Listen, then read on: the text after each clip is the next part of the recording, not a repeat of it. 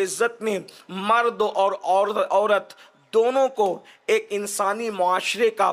بہترین رکن قرار دیا ہے۔ جس طریقے سے مرد جو ہے انسانی معاشرے کا ایک رکن ہے، ایک ستون ہے، اسی طریقے سے عورت بھی ایک اسلامی معاشرے کا عظیم ستون ہے۔ جب تک کہ اسلامی معاشرے کے اندر عورت نہ ہو اس وقت تک کہ معاشرہ مکمل نہیں ہوتا، معاشرے کی تشکیل نہیں ہوتی۔ اور ایک انسان کی تربیت میں جہاں پر باپ کا عظیم کردار ہے، اس سے زیادہ ماں کا اس سے بڑا کردار ہے۔ اسی لیے اسلام نے عورتوں کی تعلیم پر، عورتوں کی تربیت پر بڑا عظیم جو ہے وہ ہمیں لاہ عمل عطا فرمایا ہے، منصوبہ عطا فرمایا ہے۔ اللہ اکبر۔ کسی کہنے والے بہت بڑے مفکر نے کہا تھا کہ اگر مرد پڑھے گا، مرد نے پڑھا، فرد نے پڑھا اور عورت نے پڑھا تو پورے معاشرے نے پڑھا۔ اس لیے کہ جب گودی تعلیم کے ماحول کے اندر ہوگی، جب گودی سنوری ہوئی ہوگی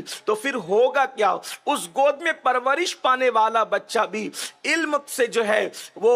آشنا ہوگا، علم کے حوالے سے اس کی دلچسپی ہوگی۔ اے خاتون جنت رضی اللہ تعالیٰ عنہ کی کنیزوں، آئیے ہم اس طرف چلیں کہ اللہ رب العزت نے علم کو کتنا عظیم قرار دیا ہے۔ میرا اللہ ارشاد فرماتا ہے وہ اسلام جس نے کالے اور گورے کا فرق ختم کیا، وہ اسلام جس نے عربی اور عجمی کا فرق ختم کیا، وہ اسلام جس نے نسب اور رنگ کا فرق ختم کیا۔ لیکن اللہ اکبر، دو مقام ایسے آتے ہیں اللہ رب العزت وہاں پر برابری کا معاملہ ختم فرماتا ہے۔ ایک تو وہ مقام ہے میرا اللہ ارشاد فرماتا ہے لا یستوی اصحاب النار و اصحاب الجنہ، کہ جنت والے اور جہنم والے دونوں برابر برابر نہیں ہیں۔ اور ایک مقام پر فرمایا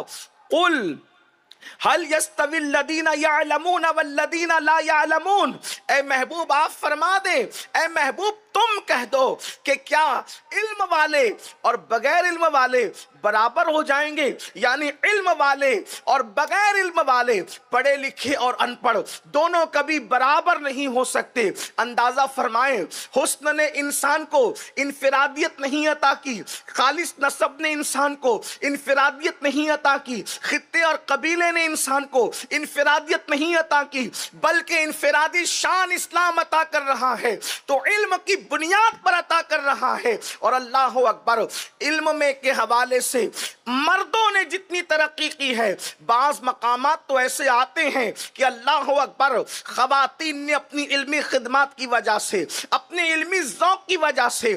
کہیں کہیں پر جو ہے وہ مردوں کو پیچھے چھوڑ دیا ہے۔ آئیے اللہ اکبر، اللہ اللہ، ایک خاتون کا نام تاریخ میں آتا ہے جن کو اللہ اکبر بنت سیرین کے نام سے لوگ جانتے ہیں۔ اللہ اکبر، حضرت سیدنا محمد ابن سیرین کی بہن ہے۔ محدثین اور فقہاء لکھتے ہیں کہ بنت سیرین کی شان یہ ہے کہ محمد ابن سیرین اور امام حسن بصری جیسے لوگوں سے یہ خاتون علم میں آگے تھی۔ اللہ تبارک و تعالیٰ نے ان کو علم کا اتنا ملکہ عطا فرمایا تھا کہ ایسے عظیم جلیل القدر ہستیوں سے بھی یہ خاتون علمی معاملے میں آگے بڑھ گئی تھی۔ اللہ اکبر، اے خاتون جنت رضی اللہ تعالیٰ عنہ کی کنیزوں، آئیے ذرا دیکھیں علم کے معاملے کے اندر خواتین نے کیا کردار ادا کیا ہے۔ آج خواتین کا ذوق یہ بن چکا ہے، ان کی پوری پوری دلچسپی یا تو زیورات میں ہے، یا تو اچھے کپڑوں میں ہے، یا تو گناہوں کے اندر ہے، یا تو برائیوں کے اندر ہے۔ اے خاتون جنت کی کنیزوں، کتنا تابناک ہے ہمارا ماضی، اللہ اکبر، کتنا درخشندہ ہے ہمارا ماضی، کتنا خوبصورت ہے ہمارا ماضی۔ اللہ اکبر، آئیے علم کے حوالے سے خواتین کا کارنامہ کیا ہے، ان کا علمی ذوق کیا ہے، ان کی علمی خدمات کیا ہے۔ اگر ہم سب سے پہلے نمبر پر کسی کا علمی ذوق پیش کر سکتے ہیں تو رسول پاک صاحب لولاک سیاح افلاک مصطفیٰ جان رحمت کی بڑی چہیتی زوجہ ام المومنین سیدہ خدیجۃ الکبریٰ رضی اللہ تعالی عنہ، اللہ اکبر، اسلام قبول کرنے سے پہلے بلکہ اللہ کے رسول صلی اللہ علیہ وآلہ وسلم کے نکاح میں آنے سے پہلے آپ نے اپنے چچا زاد حضرت ورقہ ابن نوفل نوفل سے علم حاصل فرمایا. آپ اپنے زمانے کی بڑی عظیم شاعرہ بھی ہیں اور اللہ تبارک و تعالیٰ نے آپ کو بڑا علم بھی عطا کیا تھا. جب پہلی وحی کے نزول کے بعد اللہ کے رسول صلی اللہ علیہ وآلہ وسلم حرا سے اتر کر جب اپنے کاشانہ اقدس کی طرف تشریف لاتے ہیں اور اللہ کے رسول فرماتے ہیں زملونی زملونی، مجھے کمبل اڑاؤ کمبل اڑاؤ، اس وقت اللہ کے رسول صلی اللہ علیہ وآلہ وسلم نے جو فرمایا تھا کہ مجھے اپنی جان کا خطرہ ہے، اس وقت سیدہ خدیجہ جو تسلی آمیز جملے کہنے کے بعد اللہ اکبر جو دلیل پیش فرماتی ہے، آج بھی احادیث کے اندر وہ انمٹ نقوش کے طور پر وہ آج بھی کتابوں کے اندر جگمگاتے نظر آ رہے ہیں. اے خاتون جنت رضی اللہ تعالیٰ عنہ کی کنیزوں، کیا آپ نے نہیں فرمایا تھا کہ آپ صلہ رحمی کرتے ہیں، آپ جو ہے وہ یتیموں کا بوجھ اٹھاتے ہیں، آپ بیواؤں کی خبر گیری کرتے ہیں، آپ مہمان نوازی کرتے ہیں؟ اس طریقے کی یہ جملے کوئی ان پڑھ خاتون تو نہیں کہہ سکتی. اللہ اکبر، یعنی اللہ رب العزت نے آپ کو کیسا علم عطا کیا تھا، کیسی سمجھ عطا کی تھی. اور اس کے بعد جب ام المومنین سیدہ طیبہ طاہرہ عائشہ صدیقہ بنت صدیق کی باری آتی ہے تو یہ وہ مقدس خاتون ہیں جن کو مفتی چار ملت کہا گیا ہے. اللہ اکبر، سیدہ عائشہ صدیقہ رضی اللہ تعالیٰ عنہ جن کے بستر پر قرآن نازل ہوتا ہے، اور اللہ اکبر ان کے بارے میں محدثین اور فقہاء نے لکھا ہے کہ آپ مجتہد صحابیات میں سے تھی، آپ علم کے معاملے میں درجہ اجتہاد کو پہنچی ہوئی تھی. اللہ رب العزت نے کیا علم عطا کیا تھا، اللہ کے رسول صلی اللہ علیہ وآلہ وسلم سے بغیر کسی واسطے کے آپ نے ڈائریکٹ علم حاصل کیا، اور علم حاصل کرنے کے بعد آپ نے 50 سال تک کے امت کی رہنمائی فرمائی. بلکہ علماء فرماتے ہیں نصف دین ام المومنین سیدہ عائشہ صدیقہ سے ملا ہے. اور اس کی تشریح میں کہا گیا اگر اللہ اکبر کمیت کے اعتبار سے نہ صحیح لیکن کیفیت کے اعتبار سے تو نصف دین ام المومنین سیدہ عائشہ صدیقہ رضی اللہ تعالیٰ عنہ کے ذریعے سے ہمیں نصیب ہوا. حضرت سیدنا ابو موسیٰ اشعری رضی اللہ تعالیٰ عنہ ارشاد فرماتے ہیں ایسی کوئی علمی مشکل میں نے نہیں پائی جو ہم مشکل لے کر کے ام المومنین عائشہ صدیقہ کی چوکھٹ پر پہنچے اور انہوں نے اس کو حل نہ فرمایا ہو. ہر مشکل علم کی ہم سیدہ عائشہ کی چوکھٹ پہ حل کر لیا کرتے تھے اور وہ حل مسئلے کو حل فرما دیا کرتی تھی. اندازہ فرمائے جب اوروں کی عورتیں جہالت کی وادیوں میں بھٹک رہی تھی اس وقت میرے رسول کی چہیتی زوجہ محبوبائے محبوب رب العالمین اللہ اکبر مفتی چار ملت کے حوالے سے دنیا کے درمیان متعارف تھی. اللہ اکبر ہزاروں شاگرد ہیں ام المومنین سیدہ عائشہ صدیقہ کے جو پردے کے پیچھے سے کبھی قرآن مقدس کی تفسیر کے حوالے سے سوال کرتے، آپ اطمینان بخش جواب عطا کرتی. احادیث کے حوالے سے روایت کرنے والے اللہ اکبر فرمایا گیا محدثین لکھتے ہیں تقریباً 299 لوگوں نے ام المومنین سے روایت کیا جس میں سے 65 خواتین ہیں جو اما عائشہ صدیقہ کی شاگردہ ہیں. اللہ اکبر، آپ اندازہ فرمائیں 2210 احادیث ام المومنین سیدہ عائشہ صدیقہ سے روایت کی گئی ہیں. اندازہ تو فرمائیں بلکہ بہت سارے معاملات میں ام المومنین جس طرح سے سوال اللہ کے رسول سے کیا کرتی تھی ایسے بہت سارے لوگ سوال کرنے کی ہمت نہیں کرتے تھے. ایک مرتبہ اللہ کے رسول صلی اللہ علیہ وآلہ وسلم نے ارشاد فرمایا اگر کسی کے 3 بچے بچپنے میں انتقال کر جائیں، اگر کسی کے 3 بچوں کا کا انتقال ہو جائے تو وہ 3 بچے اپنے ماں باپ کو جنت میں لے کر جائیں گے۔ ممکن ہے اس محفل کے اندر، اس مجمع کے اندر بہت ساری بہنیں ایسی ہوگی، بہت ساری خواتین ایسی ہوگی کہ اللہ اکبر ان کے بچوں کا انتقال ہو گیا ہوگا، ان کی گود خالی ہو گئی ہوگی، ان کی گود اجڑ گئی ہوگی۔ رحمت للعالمین زخموں پر کس طریقے سے مرہم رکھ رہے ہیں۔ اللہ کے سچے رسول صادق و مصدوق فرماتے ہیں اگر کسی کے 3 بچوں کا انتقال ہو جائے تو وہ 3 ننھے بچے اپنے ماں باپ کو جنت میں لے کر کے جائیں گے۔ 3 بچوں کی بات آئی، ام المومنین موجود تھی، آپ نے فوراً سوال کیا یا رسول اللہ صلی اللہ علیہ وآلہ وسلم اگر کسی کے 2 ہی بچے انتقال کر جائیں تو اللہ کے حبیب صلی اللہ علیہ وآلہ وسلم نے ارشاد فرمایا عائشہ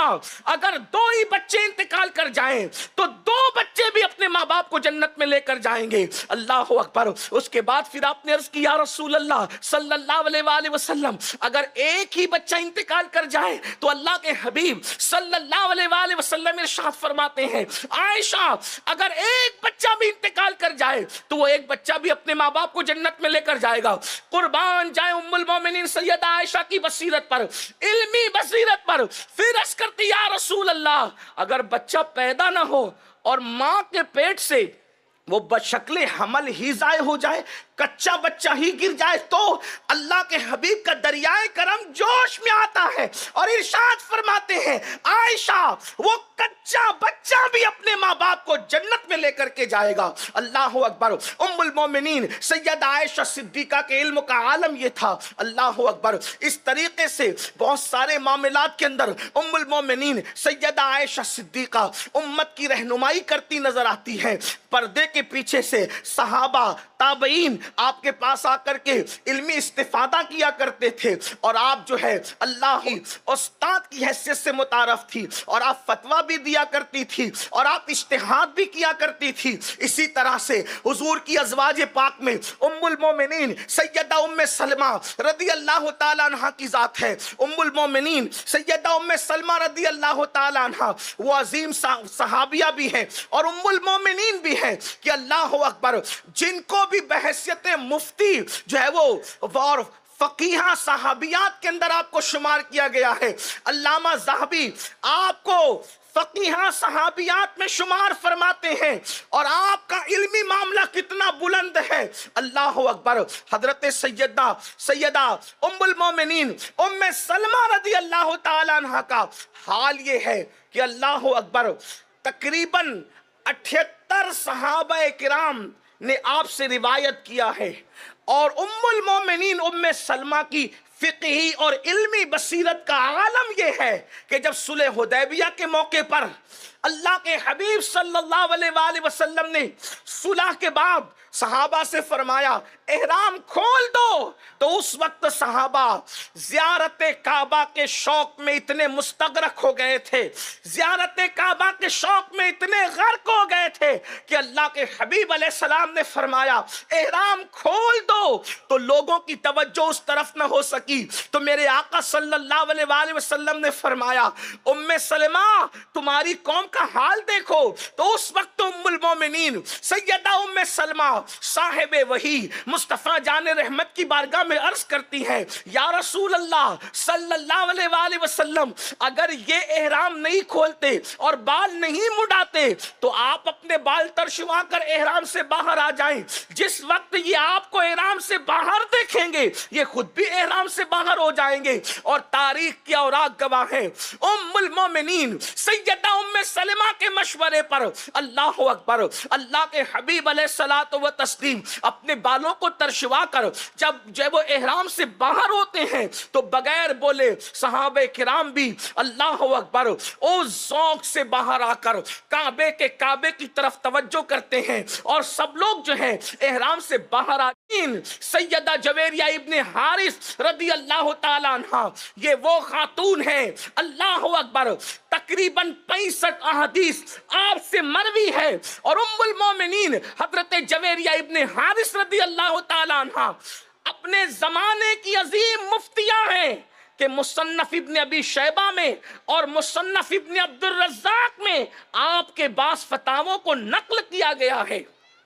مصنف ابن عبد الرزاق یہ بخاری اور مسلم سے پہلے لکھی گئی کتاب ہے، اور ان کا یہ وہ عظیم ہستی ہے حضرت سیدنا ابن عبد الرزاق رضی اللہ تعالیٰ عنہ، کہ جن کو امام بخاری کے شیوخ کے بھی شیخ ہونے کا شرف حاصل ہے، انہوں نے اپنی کتاب مصنف ابن عبد الرزاق میں